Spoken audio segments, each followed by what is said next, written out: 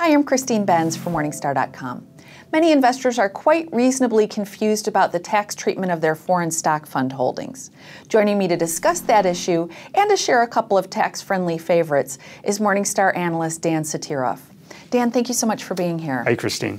Dan, let's talk about how this works, because if I own a foreign stock and it pays a dividend, I get taxed on that dividend in the country where the company is domiciled. Right. That's correct, yep. And then if I look at my 1099, I see a tax credit there. So Yes. the goal is to prevent me from paying taxes twice? Right. Is that basically that's it? the whole idea, right? Like you said, when a foreign company pays a dividend, that government is going to withhold part of that dividend. So you're never going to really see the whole dividend actually come through. So as sort of a service to U.S. investors, Uncle Sam kind of gives you this ability to write off that dividend that you've paid to the foreign government in the form of a tax credit. Okay. So the issue, though, and this is one reason why people have had questions about asset location, where should I put my foreign stocks? If I've got my foreign stock fund, for example, in my IRA, well, that tax credit's not of any use to me, right? Pretty much, yeah. It's kind of a waste. But you got to remember, like, you're not being taxed twice. So you're not paying taxes to the U.S. government. Because it's in the IRA wrapper. It's in the IRA wrapper. You're already getting that tax deferral or that tax-free gain, depending on Roth or non-Roth. Okay. So do you have guidance about where people should hold foreign stock funds? Does it matter? You know, in my view, it doesn't really matter because, again, you're being taxed somewhere at the end of the day, right? So if you hold that foreign stock fund in a taxable account, you take the tax credit, you're not being taxed by foreign governments, but you're still going to pay taxes to the U.S. government on that income at your normal income rate. And like we were talking about before, if you were to put that fund in your IRA or a tax-advantaged account, you no longer pay the U.S. government, but you're still on the hook for paying something to these foreign governments for tax. So it's, at the end of the day, it's a very complicated calculation that ends up, you know, in a certain extent, depending on what your future tax rate is going to, you just don't know. So to me, it's kind of a wash. You know, I don't really let that decision or the tax advantage, you know, drive my asset allocation decisions at the end of the day. Okay.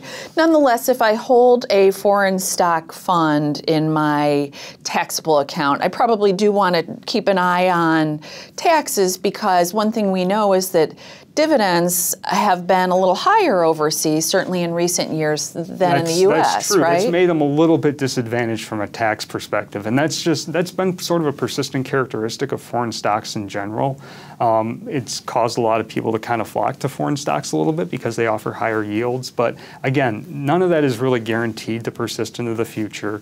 You don't really know. Foreign stocks in general tend to have very volatile dividends, so it's very possible that those yields could come down in the future. We just really don't know. You shouldn't be letting these things sort of drive your long-term investment decisions. They're more of like of-the-moment type things. Okay. So if I'm looking at my taxable account and I want to try to reduce the tax drag there, you have a couple of exchange-traded funds, index funds that you like for the job. A couple of them are from Vanguard. Let's talk about those. Yeah, so the Vanguard funds are great just because they sort of have this ETF share class that's bolted onto the mutual fund share class, right? So the ETF share class, they have this in-kind redemption mechanism. So what that dual share class structure at Vanguard allows them to do is sort of purge the capital gains from the mutual fund through the ETF structure. Makes their mutual funds very, very tax efficient. And you know, as always, ETFs are a great way to go in general because of that mechanism that I was just describing. You know, you can not only at Vanguard, but BlackRock, Schwab, State Street, et cetera. Very tax efficient in general. Is the best way to go is with an ETF in general. Okay, so a short list of funds you like: Vanguard Developed Markets Index, Vanguard Total International, Schwab International Index. And probably another thing to hit on there, those are all just broad indexed, yes, mutually, very low turnover, very low cost, great advantage overall for a long-term investment. Okay, Dan, always great to get your perspective. Thank you so much for being here. Thank you. Thanks for watching. I'm Christine Benz from Morningstar.com.